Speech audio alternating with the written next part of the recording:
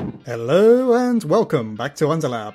Quite possibly the biggest mystery in both Deltarune and Undertale is how the games connect. We've been dropped plenty of red herrings about them actually being two completely separate games, but this simply isn't true. The games reference one another in cryptic ways, creating a mystery for us to decode. Now, I'll admit a lot of this video may be speculative, and will either be proven or disproven by the later chapters of Deltarune. We simply don't have all the pieces of the puzzle yet. Keep watching though, as this video possibly has the answers to the biggest mysteries in both games.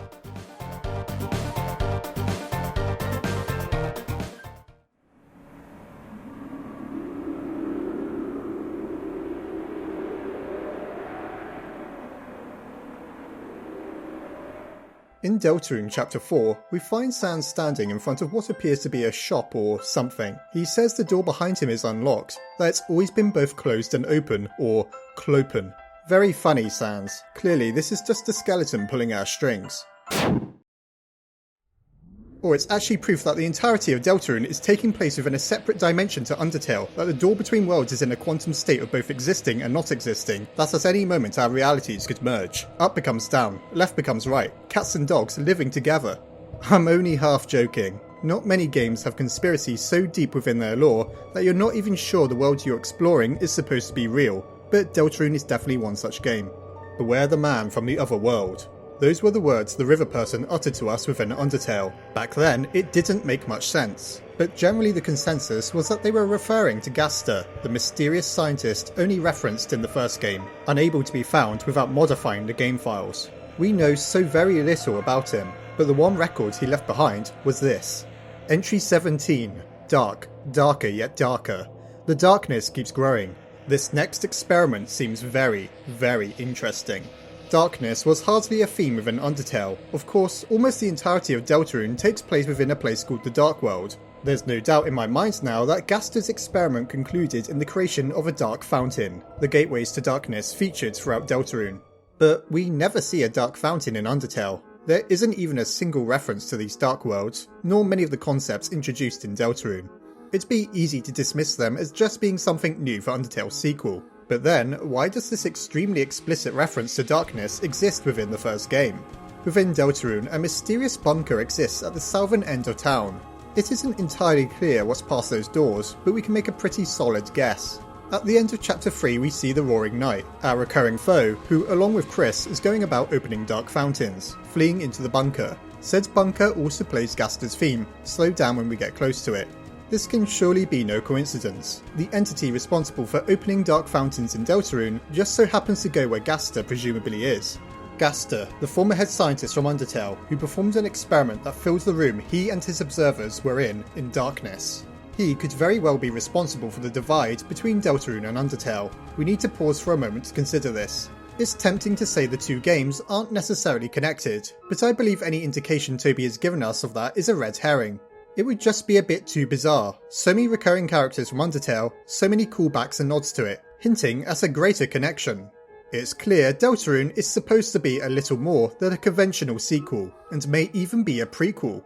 To explain why this is possible, we have to return to Undertale and look at Sans' workshop, one of the biggest secrets in the entire game. There's some really weird stuff in here that even now is difficult to explain, but Deltarune has provided some very real possibilities. Most notably, there's a broken machine, a badge, and a photo album containing 3 potential images. One of Sans with people we don't recognise, one of him with us and the other characters of Undertale, and most mysterious of all, a drawing of 3 friends with the words, "Don't forget." This was speculated on forever during Undertale's run, and many suggestions were made, such as the 3 friends potentially being Sans, Gaster and Papyrus. However, it's very apparent now that these 3 friends are no doubt Chris, Rousey and Susie. Just, why is Sans writing "Don't forget" next to his drawing of them? What horrible and terrible fate befell the protagonists of Deltarune, or at least separated Sans from them to the point that he felt he might one day forget them. This heavily implies that Sans is originally from Deltarune's world rather than Undertale's, and the broken machine in the corner of the room could very well be the dimensional splitting device he used to get there, potentially related to Gaster's discovery of the Dark Fountains. Remember, we're explicitly told during Undertale that Papyrus and Sans just showed up one day. That's a weird detail that stuck with me for a long time. They must have come from somewhere, right? At one point in time, Toby roleplayed as the characters from Undertale answering questions. Papyrus mentions that the place he and Sans come from had green grass. There's pretty much nowhere in Undertale with green grass. At least not enough for there to be an entire town on it. But there is in Deltarune. So how exactly does this all tie together? Once more returning to Undertale, we have the mystery of Goner Kid, a mysterious grayscale NPC that only appears in Undertale depending on our quote-unquote fun value. This strangely melancholic kid posits a disturbing philosophical question. What if a world existed the same as ours, but the only difference was that we didn't exist? Said world continues on fine without us. We were never important. This terrifying and cryptic statement could only be speculated on prior to the release of Deltarune, but with it I believe we may potentially have an answer to what Goner Kid is talking about. It is said Gaster fell into his creation and was splintered across time and space. Said creation seems to have been a dark fountain. Dark fountains lead to dark worlds, meaning did Gaster create one of the realities we find ourselves in? Deltarune could very well be the dark world equivalent of Undertale, or even more crazy, Undertale may be the dark world of Deltarune. The residents of Hometown have it relatively easy compared to their counterparts in Undertale, living mostly peacefully upon the surface, whereas those in Undertale were trapped underground for centuries, their king forced to commit atrocities in a bid to be free, the royal scientist Alphys committing perversions of science in an attempt to understand the soul. It doesn't take much to argue that Undertale is like a dark distortion of Chris's world, very much alike to how the dark world twists the mundane in Deltarune. It's also rather interesting how the recurring characters in Undertale seem to be living more successful, more fantastical lives. With Asgore as a king rather than tending a flower shop, Alphys as the royal scientist rather than a teacher, Undyne as a powerful captain and knight. Isn't this a lot like how Chris and Susie don new clothes and become more adventurous versions of themselves in the Dark World? Now, I realise there's a few holes in this idea. The Dark Fountains tend to affect smaller areas in Deltarune, and this idea suggests that an entire new world was created in the form of Undertale. But who says that Gaster's experiment was like any other? Pushing the boundaries of science, what if the darkness he brought into the world was so much as to shatter reality itself and rewrite the world as Chris understands it? Chris, the same character who's nowhere to be seen in Undertale, not even referenced. Like Goner Kid warned us, it's a world without us, a world where we don't exist. It may not be the Dark Fountains themselves that do this, but something with the ability to harness their power to affect the world like nothing else ever could. A complete rewrite of reality and history, perhaps completely accidentally, given how Gaster supposedly fell into his own creation. With so many strange parallels existing between the two games, I'm really not buying the idea that these two worlds just happen to contain the same characters. Something occurred. Whether it already has while playing Deltarune or will towards the end of the game, it isn't clear yet. At some point, it's clear that Sans made the leap between the two worlds, finally explaining his strange mannerisms and aloofness from the first game.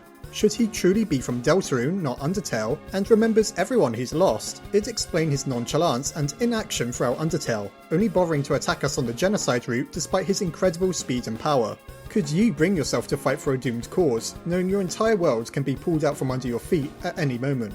We also can't forget Rousey. Rousey is a truly mysterious individual, seemingly only existing in the Dark World. It's tempting to think that they're surely Asriel, and they are.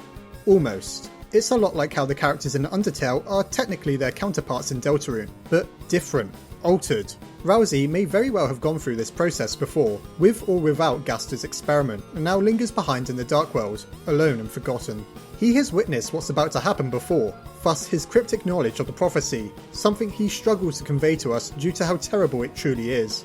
It's his way of coping, of dealing with the idea that you and your world can be replaced, and continue on as if you never existed. Rousey is now Asriel, Chris is now Frisk. Each time the process happens, things change. People are left behind. What if, instead of tending to 6 different coloured flowers, Asgore was forced to keep 6 different coloured souls? What if the Holiday family never existed, and in their place was a strange and distorted amalgam? Yet, certain things remain the same. Asgore and Toriel still argue and fight. The Deltarune remains the symbol of monster kind, and in some ways, things even improve. Love blossoms, even flourishes. In some way, things are more like how they should be, but in others, they're more far removed than can be imagined. Rousey, Chris and Susie, and everyone else, they're still there, just left behind as their world slowly rots. All we can do is what Sans wrote down in that binder of his, and try to not forget them.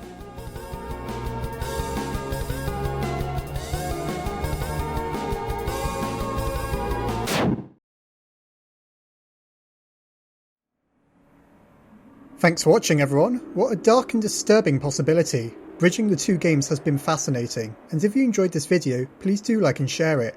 Remember, I'm still hard at work on my own game, and a free demo will be available in a few months. I hope you enjoyed the video, and I'll see you next time.